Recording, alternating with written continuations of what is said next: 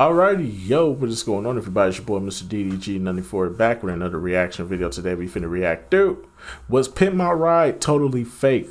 I don't think it was fake. I think it was just overblown, and it wasn't like true.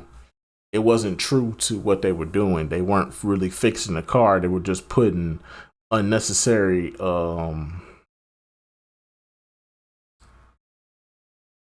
additions to the car, but they weren't fixing them though. They were just adding unnecessary.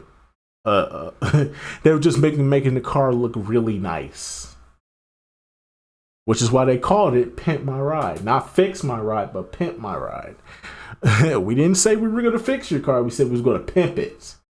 We're going to give it a nice new shiny coat of paint. We're going to put some TVs in your dashboard. We're going to put TVs in your trunk. We're going to put TVs in your headrest. And we're going to burn the shit out your battery, even though your car like a 1980-something model.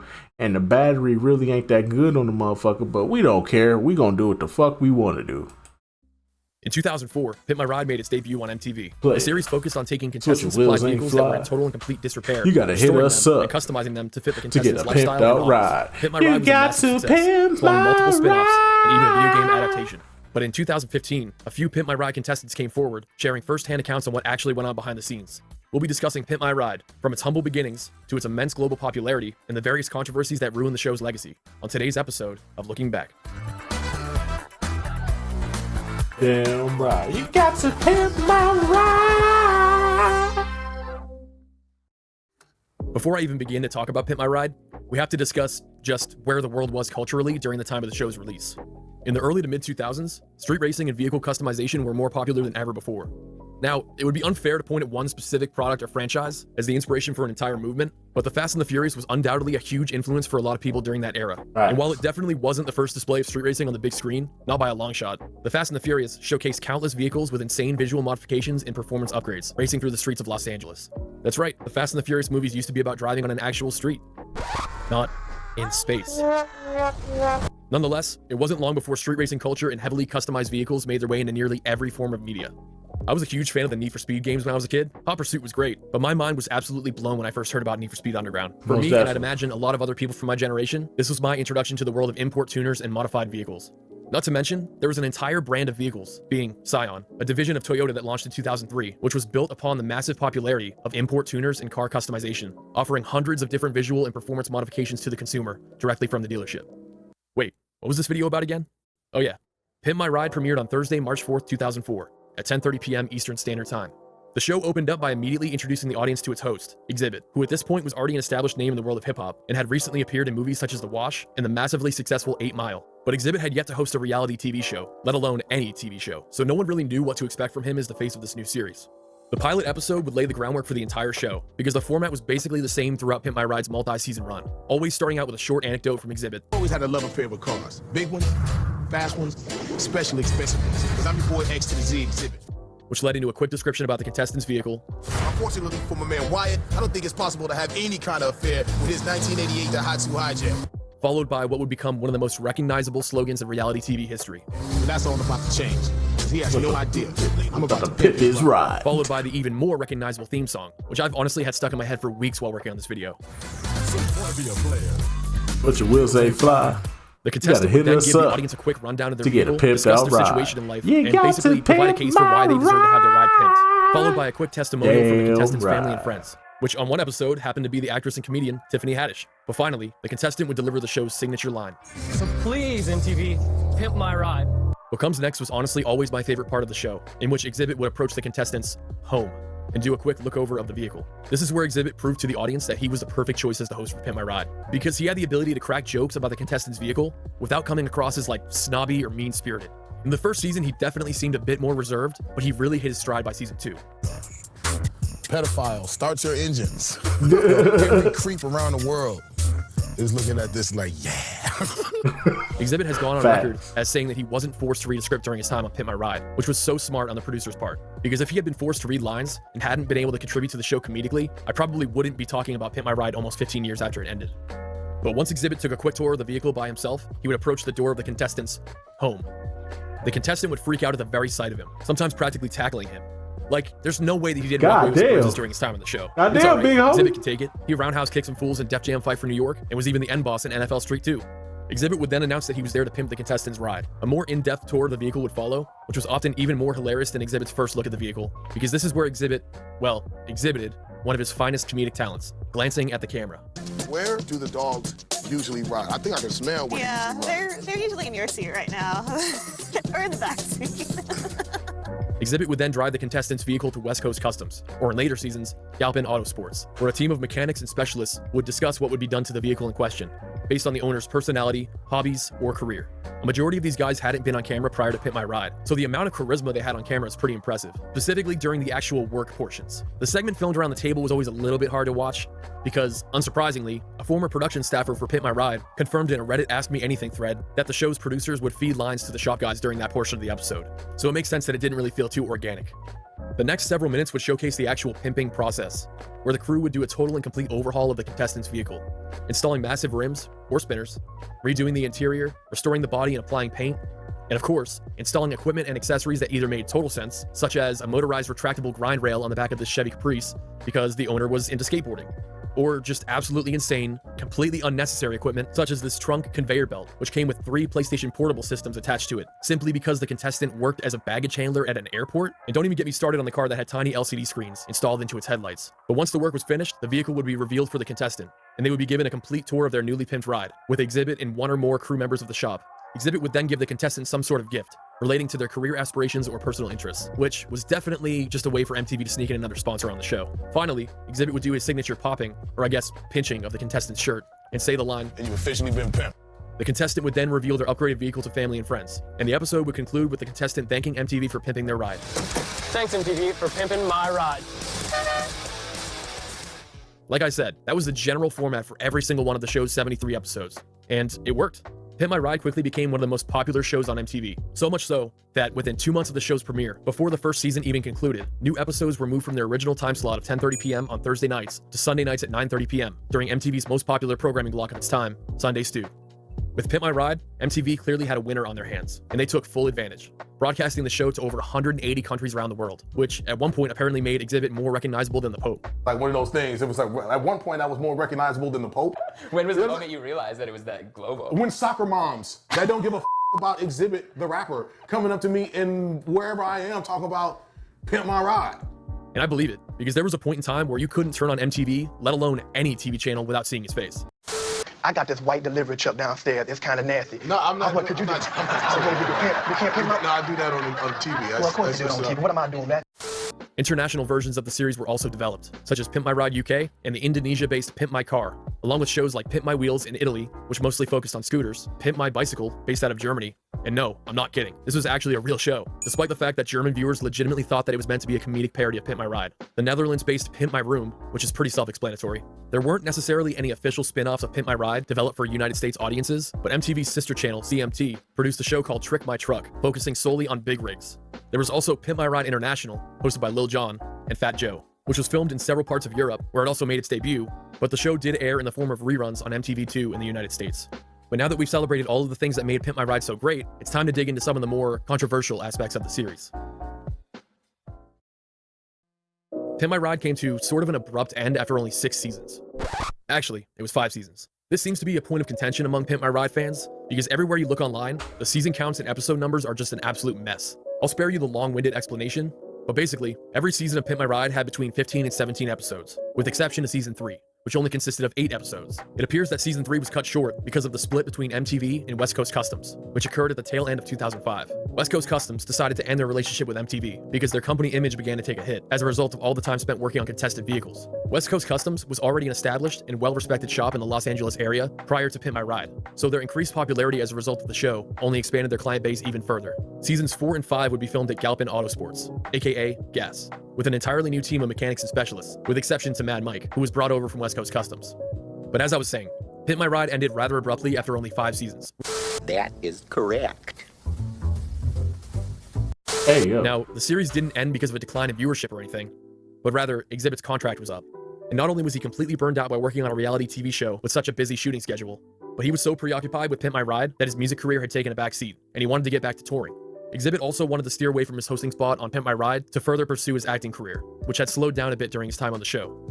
Now, you might be asking, why didn't MTV just hire a new host and continue Pimp My Ride without Exhibit? Out of the 73 Pimp My Ride episodes produced for MTV in the US, Exhibit hosted 72 of them, with the rapper Chamillionaire standing in as a guest host on one episode during the show's 5th and final season. During his interview with The Breakfast Club, Exhibit explained that this episode, Season 5, Episode 9, titled Jonathan's 1991 Honda CRX, was actually the final Pimp My Ride episode to be filmed.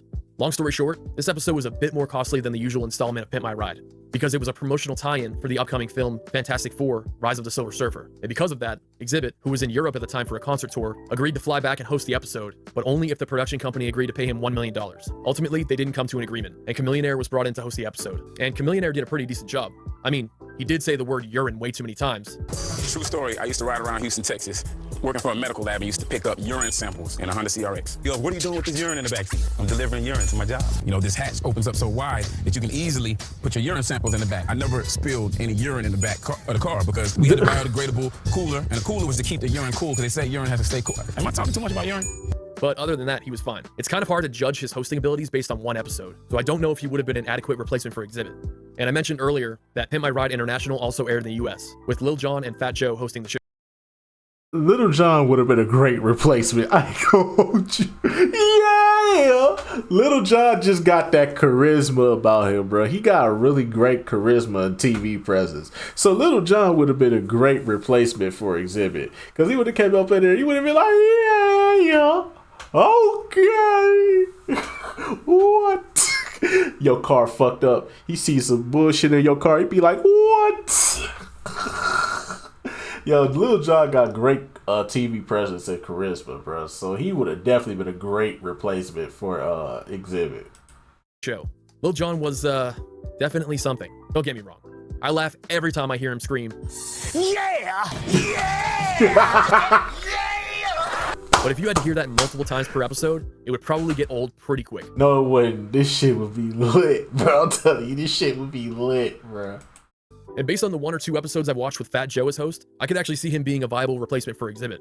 But during the same interview with The Breakfast Club, Exhibit also revealed that someone at MTV once said, I think actually they said that. They was like, you know, anybody with braids can do what Exhibit. Whoa, with braids. That's racist. Yeah, Damn, that's exactly. crazy. Who MTV said that? which is just wrong on so many levels. Exhibit became so synonymous with Pimp My Ride and added so much character to the show that I honestly don't think anyone could have replaced him. And if someone had, I don't think the show would have lasted much longer. But after Exhibit quit the show, MTV abandoned the concept of Pimp My Ride in the United States, instead placing all of their bets on a series called Trick It Out, which wasn't nearly as popular or impactful as Pimp My Ride. It only ran for 2 seasons, and to be totally honest, I completely forgot about it prior to the making of this video. Even after Pimp My Ride came to an end in the United States, the show never truly fell to the wayside pop culture-wise. It was kept alive by the famous Yo Dog memes, which couldn't be avoided in the early part of the 2010s. And at that same time, Exhibit was even still being asked to pimp people's rides. You never see me with one tool on the show. You saw me at the beginning and saw me at the end. You never saw me in the middle, fixing nothing. I was the face of the show. You know what I'm saying? So people associate me with what happened to the car. I didn't do to that car. But Pimp My Ride made headlines in 2015, and the show's credibility and legacy took a massive hit. The Huffington Post published an article titled, "Here's What Really Happened to the Cars from Pimp My Ride," in which 3 former Pimp My Ride contestants spoke about their experiences with the show, along with former co-executive producer on Pimp My Ride, Larry Hochberg, who offered some insight from a production point of view. The contestants in question were Jake, who appeared in Season 3 with his 1986 Buick Century, along with Seth and Justin, who appeared on episodes in Season 5 with a 1989 Nissan Maxima and a 1997 Toyota RAV4, respectively.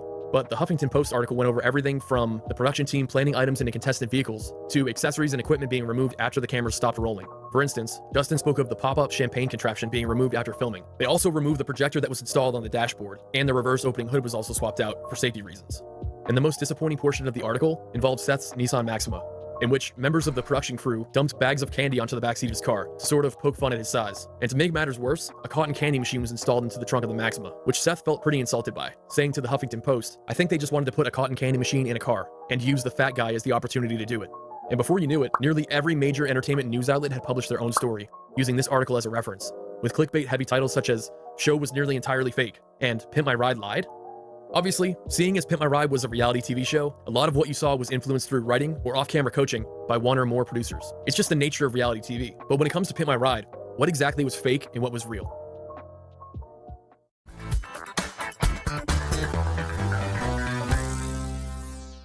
Starting with the contestant audition portion of the episode, it turns out that some of the vehicle damage shown was done on purpose to make the vehicle look worse, sometimes by the vehicle owner or the show's production members. For example, Justin mentioned that the production crew partially removed the front bumper on his RAV4. They also used a product called aircraft remover on the paint and increased the size of the dent on the rear liftgate. I'm not saying that this was done to every vehicle that appeared on Pimp My Ride, but regardless, it was happening.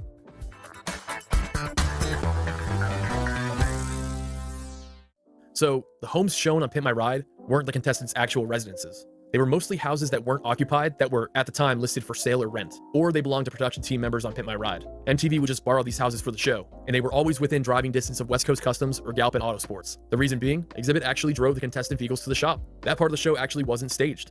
But apparently, the contestant was told to wait in the house until they heard a knock at the front door. A producer would tell them that when they answered, it would either be Exhibit, which meant that they were picked to have their ride pimped, or a crew member on the show, letting them know that they weren't chosen. But from what I understand, none of the contestants on the US version of Pimp My Ride were ever greeted by a crew member when they answered the door. This was simply a tactic used by the production team to get a more genuine reaction out of the contestant when they were greeted by Exhibit. The production crew would even apply black construction paper onto the windows of the house so that the contestant wasn't able to see Exhibit approaching the door.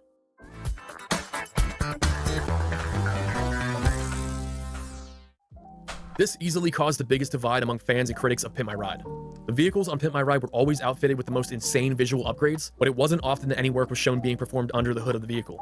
Don't get me wrong, engine work and engine replacements were done on Pimp My Ride. But unfortunately, the 3 contestants interviewed by the Huffington Post had 0 engine work done to their vehicles, resulting in mechanical problems that they had to resolve on their own dime. When the Huffington Post asked co-executive producer Larry Hochberg about this, he explained that some of the cars were so old and rusted that they would have mechanical issues no matter how much work you put into them. The show wasn't about saving cars from breaking down, it was about pimping cars. And to get another perspective on this, I turned to the channel Brain Shatterer here on YouTube, run by Kirsten, whose wife Erin appeared on season 4 of Pimp My Ride with her 1973 Volkswagen Thing. He mentioned that when a representative from MTV initially called Erin about her Volkswagen, they made it clear that a full restoration wasn't going to be done on the vehicle, aside from the obvious visual restorations that the show was known for. But Galpin Autosports actually ended up installing a new turbocharged engine into Erin's VW Thing, which wasn't uncommon during the 4th and 5th season of the show when gas took over. Yeah, you know, in Pimp My Ride, we changed engines too. I thought you really did keep the same engine.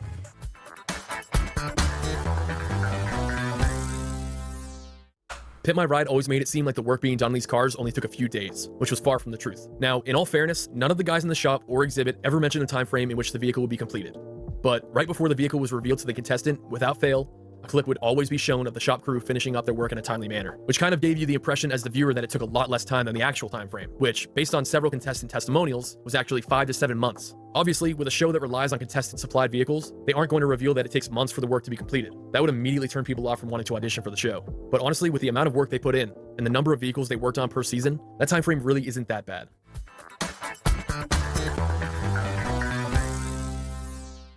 And finally, the portion where the vehicle was revealed to the contestant. Do you remember how much the contestant would freak out when they saw their newly pimped vehicle? It would be stupid to say that every single contestant faked their reaction, because I totally understand their excitement. But Jake shared that when his Buick was revealed, his initial reaction was just standing there saying, "Holy f***." Apparently, that wasn't good enough, because Big Dane, accessory specialist at West Coast Customs, reportedly put his arm around Jake, walked him around the shop for several minutes and said, "Listen, we put a lot of work into this. We expect you to be a little more f***ing enthusiastic." Which I totally believe, because the reaction that they used on the show is so over the top and clearly exaggerated for the camera. Clearly, the reaction segment required multiple takes, but obviously, the final product is heavily edited. So it would be really unfair to label Pimp My Ride as fake. Reality TV, especially in the modern age, is always exaggerated or set up in some way. At the end of the day, Pimp My Ride is still just as enjoyable as it always was. But like all reality TV, should be looked at with a bit of skepticism. Thank you for watching today's episode. If you enjoyed what you saw, please feel free to give the video a thumbs up and share. Alrighty, man. Let's just go about do it for this one, man. Yeah. Pimp My Ride, man. Oh, the good times, man. This show was goated, bro. This was a go-to. This was way more goated than MTV Cribs for sure. MTV Cribs was cool, but they wasn't fucking with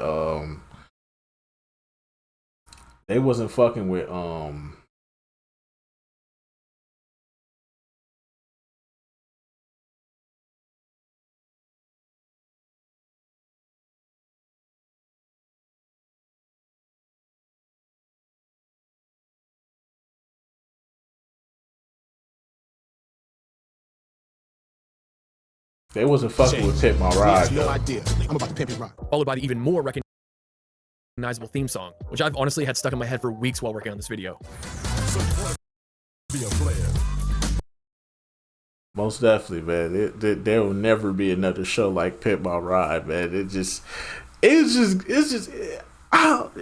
shit was just fun, bro. Just to see people get their raggedy ass cars redid into just these insane ideas with these dumbass additions. We put 5, not 1, not 2, not 3, but 5 Xboxes in the back of your car.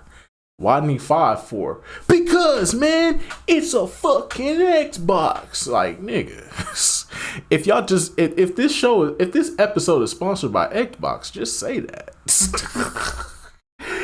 But anyways, though, that's just gonna about do it for this one, man. Pinball World, right, is a goated show for sure, man, for the 2000s, man. Even if it did have its controversies behind the scenes, you know, it is what it is. It's MTV. It's bound to have controversy behind it. But anyways, so that's just gonna about do it for this one. I'll see y'all in the next video. Till then, peace out.